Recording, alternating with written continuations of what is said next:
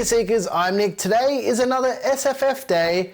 We're checking out something brand new, but before that, make sure you hit the subscribe button, turn on the little bell to receive notifications. Today, ladies and gents, is the day you've been waiting for, the day you've been commenting about so much. Today, we're checking out the Phanteks Shift XT. So without further ado, let's pull it apart and see what makes Phanteks' new small form factor baby tick. Hopefully, whatever's in the case isn't ticking. Let's start off with panel removal. This one can be a little bit confusing if you're not expecting it. So basically the way it works is the front panel's magnetic. You basically just lift the front panel off. There's two latches on the top here on either corner. You push those in to release, and then the top pushes forward, and then you can lift the whole top off. So remove the bottom so we can work on the chassis from every angle. This one is a bit more traditional. There's a thumb screw on the back. You can use a screwdriver or your fingers. It's completely up to you. You remove the thumb screw completely, and then the chassis in the center will basically slide forward and you can lift the whole case away. The next thing you want to do is remove these filters. These are pretty easy. These just slide all the way up. They're on like a rail. And then you've got dust filters. And it's the same deal on the other side as well. Just slide up the dust filter and away we go. The chassis itself is a pretty standard sandwich layout. So you've got a GPU that goes on one side, and if we flip it over, the motherboard goes on the other side. So this is nothing revolutionary. It's not something that we haven't seen before. However, what makes this case unique is not really the internals of the case. Like I mentioned, it's pretty standard. It's more about the outside of the case and how it can be configured, which we're gonna come back to shortly. Basically, you can run this in this stock mode that you saw out of the box, air boost mode for additional exhaust, and water-cooled mode if you're using a liquid cooler. With saying all that, motherboard support. This board only supports ITX motherboards.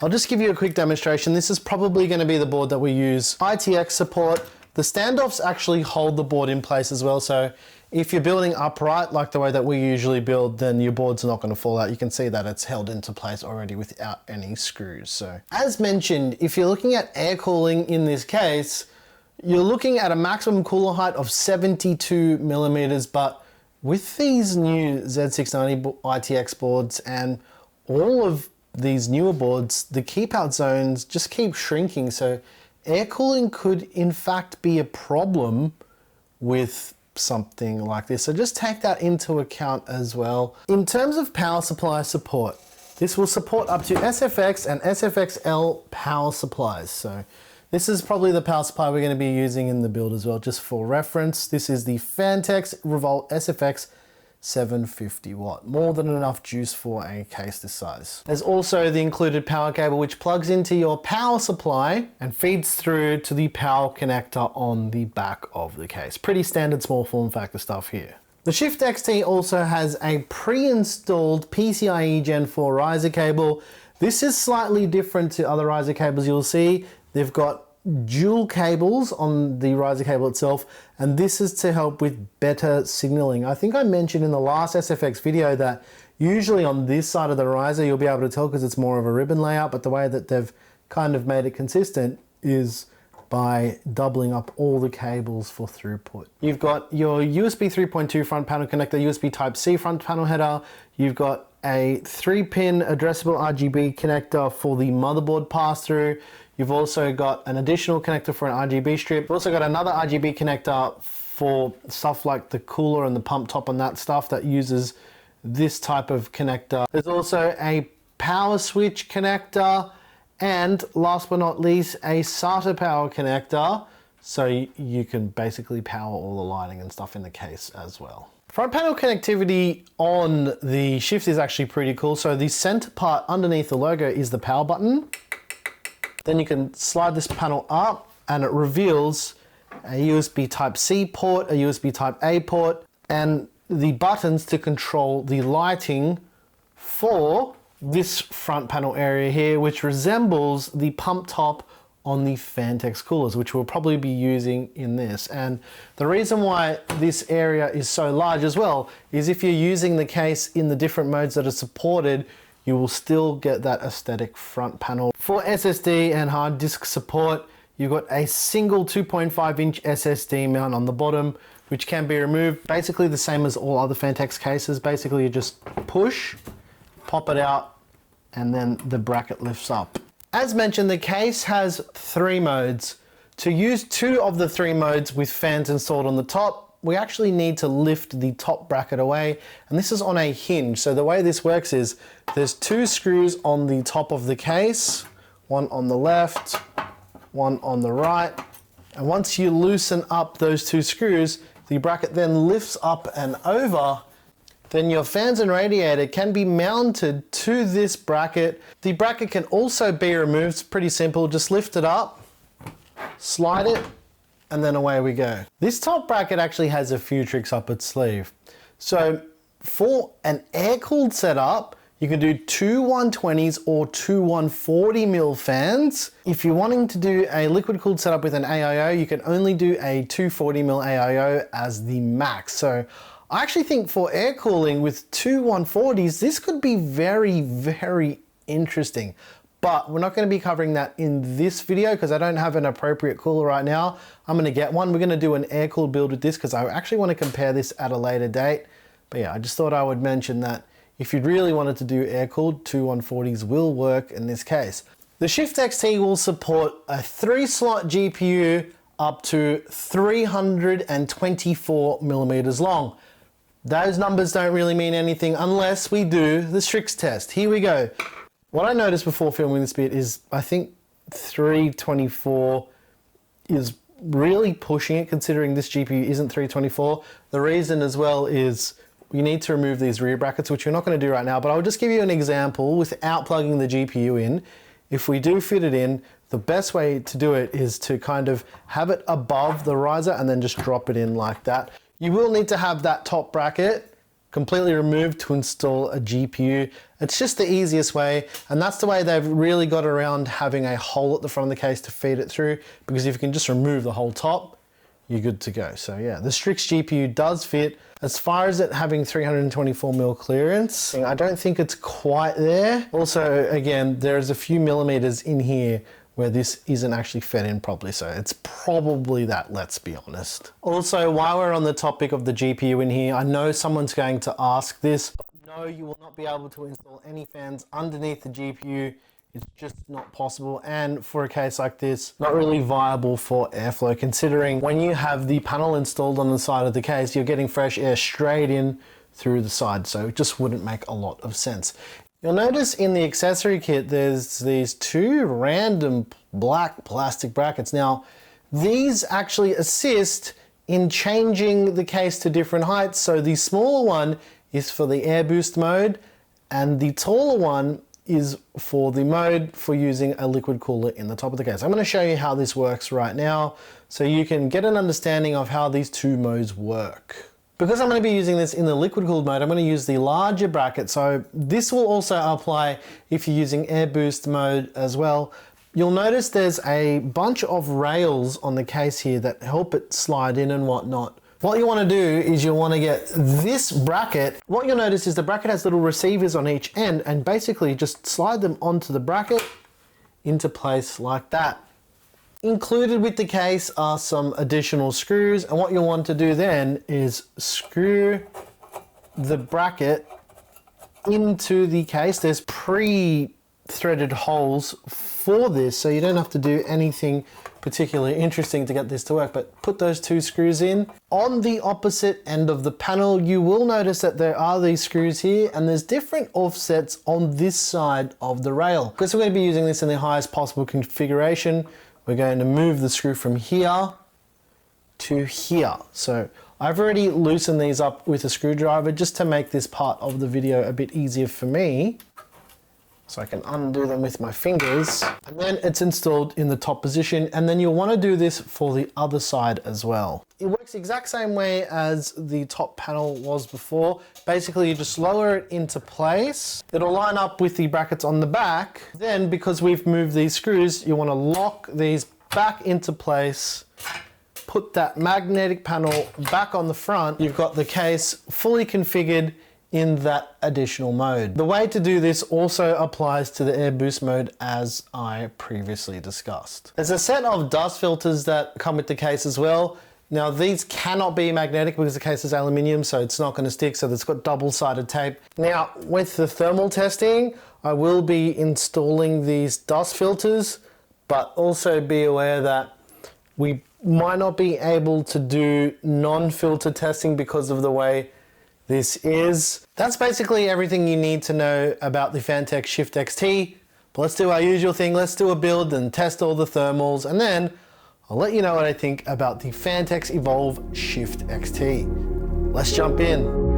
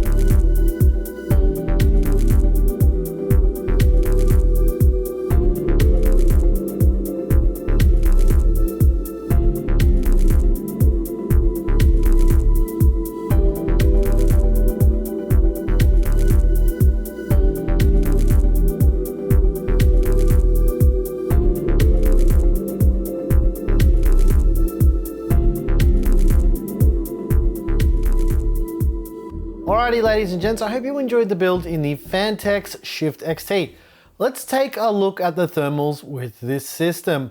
What you're seeing on screen right now is the thermals have potential to be good if you do not use the filters that come with it that you stick to the top panel. What's actually happening here is all the hot air is getting trapped inside the case. It's heating up the top panel and it's warming up the rest of the components quite a bit. So I would recommend not using those filters whatsoever. We saw a pretty significant temperature drop when we removed them, and I added these extra results in just to show you that if you do remove them, it will drop the temperatures. Again, don't use them, it ruins it.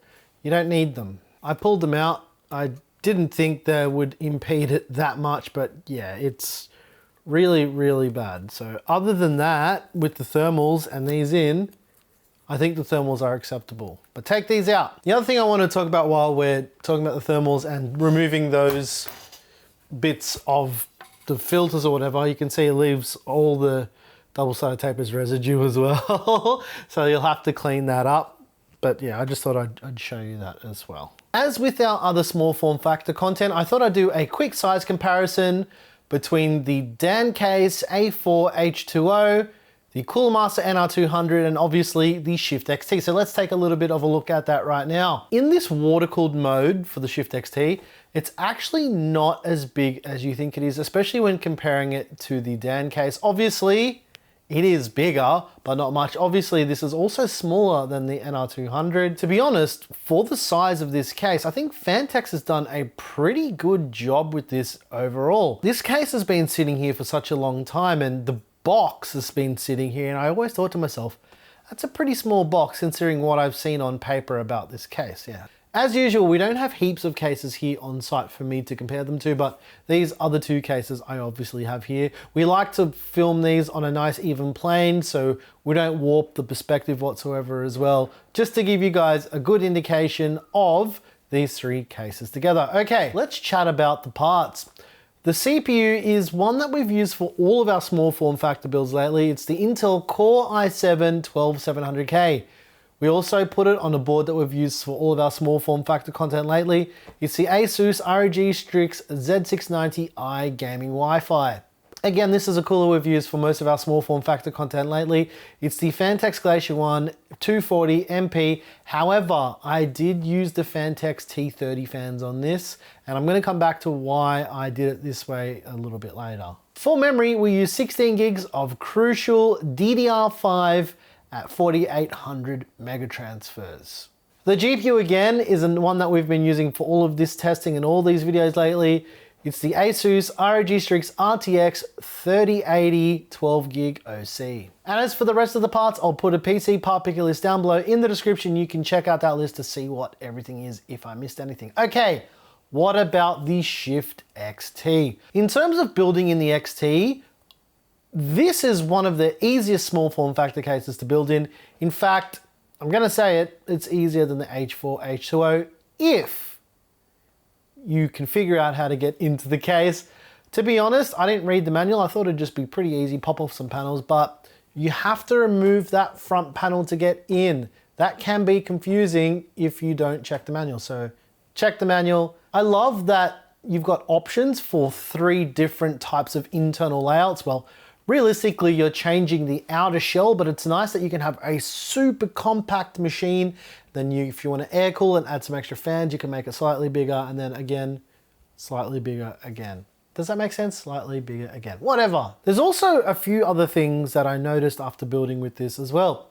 The recommended maximum height at the top for fans and radiators is 60 millimeters, and I think I mentioned that or I showed it on screen. After further inspection, there does appear to be a bit more room, so you could probably even put that Phanteks AIO with the thick radiator and these thicker T30 fans and make it fit. So I think 60 millimeters is looking to be a little bit conservative. You could probably go all the way with that 38 mil thick rad. Cable management in the Shift XT is really, really good. I had no problems getting anything to fit in here cable-wise. Plugging everything in was a breeze. It's got some holes on that removable top panel as well where you can feed the cables through, and some additional cable tie-down points as well if you're wanting to cable tie all the fans to that bracket. All the materials that this case is made out of feel super duper premium. This is one of the most high quality small form factor cases I've ever seen. This is pretty typical of Phanteks. It feels like a small and shrunken down version of the Evolve X. That's like basically what the texture's like. And it's not plasticky, it is completely metal and awesome. Listen to it, it's awesome. I'm really liking this front panel design. It's so reminiscent of the cooler. It's just a nice touch that just adds a bit more bling to the front of the case. It's completely unnecessary, to be honest, but it looks so cool. I really like it. I've always liked the Phanteks coolers, and to see it on the front of the system as well is nice too. But there's a couple things I want to address as well. They claim to have 324 millimeter GPU clearance. I don't know how true that is, considering this GPU from memory is about 318 and a half, and there's probably only 2 mil if you're lucky on the end of the GPU once it's installed. So I'm not quite sure what's going on there. Maybe I'm wrong, probably. I'm always wrong according to the internet, but yeah, it does seem like that may be a bit of a stretch. I do have a slightly larger GPU that I don't have access to right now, so maybe when we do an air-cooled build with this, we'll come back and revisit GPU fitment, because I'm pretty sure you guys would be interested in that as well. So yeah, actually, you know what? We will do that. In the next video, we'll use an MSI GPU that is slightly bigger. The other thing that I thought was an odd choice, and I think I kind of get why they did it, is the bits of plastic at the back to change the height, like for the rear support. It feels cheap. It feels almost like it's 3D printed. It's not, but come on, Phanteks, like this is a premium looking case. You could have just made that metal as well, just for the extra bit of bling at the back, or even better, you could have made it metal, but a mesh panel as well to help with some additional exhaust, because it kind of needs it, I'm not gonna lie. With those filters, again, as I mentioned, the thermals are terrible with the exhaust with the AIO at the top, so don't use them. But other than those few little nitpicky things, I think the Phanteks Shift XT is pretty excellent. I like how it looks, I like the presentation, I think you guys are gonna like it too, because if you're interested in the Phanteks Shift XT, from memory, they're starting at around $169 US, and they come in both black and silver as well. But let me know what you guys think about the Phanteks Shift XT down below in the comments. I'm keen to hear all your thoughts on this case. Personally, again, I really like it. Few little things could have made this a little bit more premium, but I kind of understand why they did it at the same time. I can see that people will probably mod the rear part as well, that plastic. Maybe people will make 3D printed versions of it that have like a mesh or some holes in it, which still have the structural rigidity to hold the back of the case up. It's not a really big deal, as I mentioned. And if you like the music you heard here, I make all the music. It's available by clicking the join button, going over to Floatplane for early access to some stuff, and also on Patreon. And guys, make sure you're subscribed. I know there's lots of you who aren't. Look at the graph. Look at the graph right now, right here. This graph basically tells you everything you need to know about people who aren't subscribed. So if you're in that percentage of people who are not subscribed, get subscribed to see awesome content like this, because if you made awesome videos, I would subscribe to your channel too. Okay, that's just about gonna do it for me. I'm your boy Nick with Gear Seekers. You peek, we seek, and I'm out.